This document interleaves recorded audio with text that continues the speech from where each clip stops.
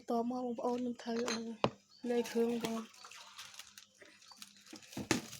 mình chắp ra bông ôn đặt có trong đại hương thế tôi bông ôn cùng nhau khai để học đi fry cho bông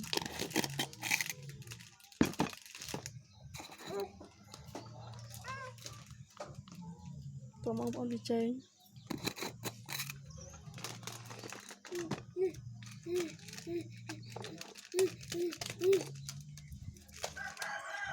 lần chắp làm bông tôm đặng luôn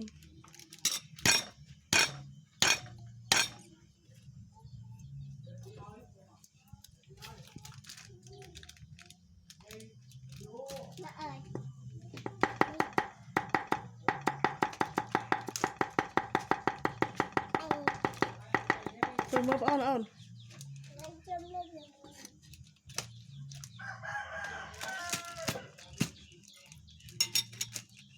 nhiều luôn tôi mới báo nè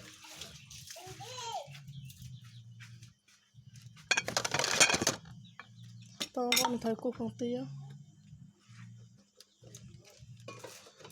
đã pi cái đồng luôn